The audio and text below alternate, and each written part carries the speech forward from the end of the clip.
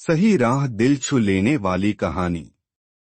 सुधा, क्या हाल बना रखा है तुमने अपना। अब तो तुम्हारे बदन से भी मसाले की खुशबू आती है। मोहन ने बाथरूम से निकलते ही सुधा को देखा और गुस्से से बड़बड़ाने लगा। सुधा ने मोहन की ओर देखा और आंखें झुका ली। नाश्ता तैयार है, मोहन चिल्लाते हुए बोला। गुस्सा अपनी चरम सीमा पर था। जी, संक्षिप्त सा जवाब सुनाई दिया। आज फिर ब्रेड आमलेट तुम्हारे पास मेरे लिए समय ही नहीं रहा। झटके से प्लेट पीछे सरकाते हुए मोहन तैश में बोला। फिर वही खामोशी। मोहन गुस्से से भन्ना गया। टिफिन भी रहने दो, ऑफिस में ही खा लूंगा कहते हुए मोहन ने गाड़ी की चाबी उठाई और तेजी से निकल गया। रास्ते भर मूड ऑफ रहा। ऑफिस में पहुंचकर बिजी हो गया तो सब भूल गया, लेकिन शाम होते होते फिर वही कोफ्त। घर तो जाना ही पड़ेगा। जैसे ही गाड़ी में बैठा कि माँ का फोन आ गया। अनमने मन से फोन उठाया, न उठाता तो माँ चिंतित होकर बार बार फोन करती ही रहती। हेलो, हाँ मोहन, कैसा है बेटा। माँ ने फोन उठाते ही हमेशा की तरह पहला प्रश्न पूछा। ठीक हूँ माँ, मोहन ने खुद को संयत करते हुए जवाब दिया।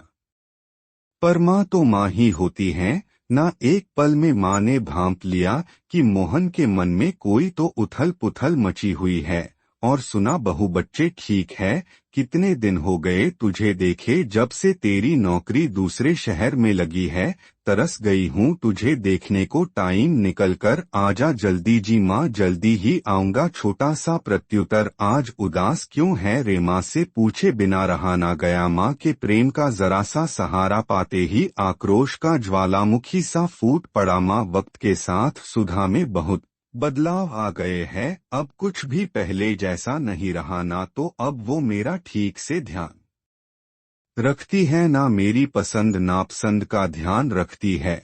और तो और मेरी पसंद का खाना तक बनाने का समय नहीं रहा। अब उसके पास माँ आए एम फेड अपनाओ। मोहन के मन में चल रही सारी उमड़ घुमड़ एक ही झटके में उबल पड़ी। माँ ने ध्यानपूर्वक मोहन की सब बातें सुनी और फिर पूछा, और तू नहीं बदला क्या। सच बताना, क्या तू सुधा को पहले की तरह समय देता है। पर माँ, मोहन को एक पल को कोई जवाब ना सूझा। माँ ने गहरी आवाज में अगला प्रश्न दागा। क्या तू उसे घुमाने, सिनेमा दिखाने या पहले की तरह शॉपिंग कराने लेकर जाता है। माँ, उसके पास तो टाइम ही नहीं है। यही तो सबसे बड़ी प्रॉब्लम है बेटा। मैं भी इसी दौर से गुजर चुकी हूँ। मेरे और तेरे पापा के बीच भी ये खाई पनपी थी। दूरियां इतनी बढ़ गई कि पर समय रहते तेरी दादी ने सब संभाल लिया। क्या मोहन जैसे पलक झपकना ही भूल गया। बेटा, बच्चे होने के बाद पत्नी एक माँ भी होती है। घर और बच्चों की दोहरी जिंदगी जीते जीते एक पत्नी खो सी जाती है। पति शायद इस बात को उतनी गहराई से नहीं समझ पाते। उन्हें तो बस अपने हिस्से का समय चाहिए होता है। माँ, याद है जब हम सब साथ रहते थे तो मैं किसी न किसी बहाने से तुम दोनों को बाहर भेज देती थी और बच्चों को खुद संभाल लेती थी। पर दूसरे शहर में जाकर बहू को किसका सहारा है।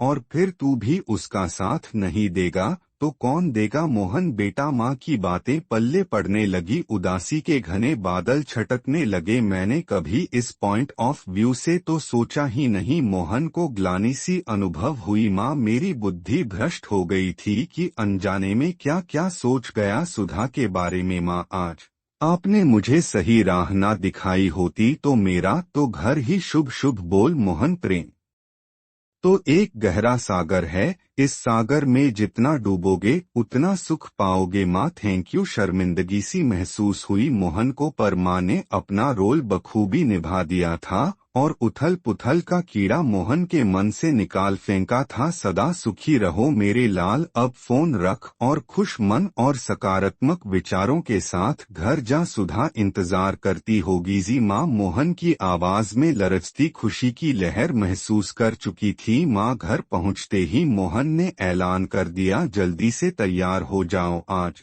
डिनर बाहर ही करेंगे और आराध्या आज तुम्हारी पसंद की आइसक्रीम भी खाएंगे। पर मैंने तो खाना बना लिया। आप सुबह भी बिना कुछ खाए चले गए। सॉरी मोहन जी। सुधा की रुआसी आवाज और लाल आंखें बता रही थी कि वह बहुत रोई होगी आज। सॉरी तुम्हें नहीं मुझे कहना है तुमसे, तुम्हें बहुत इग्नोर किया इतने दिन, अब और नहीं। मोहन सुधा की आंखों में झिलमिलाते आंसुओं को जैसे पी जाना चाहता था। जाओ जल्दी से, मेरी पसंद की नीली शिफॉन की साड़ी पहनकर तैयार हो जाओ, और हाँ रेड लिपस्टिक ही लगाना। अब दोनों के साथ साथ बेटी आराध्या की मुस्कुराहट देखने लायक थी।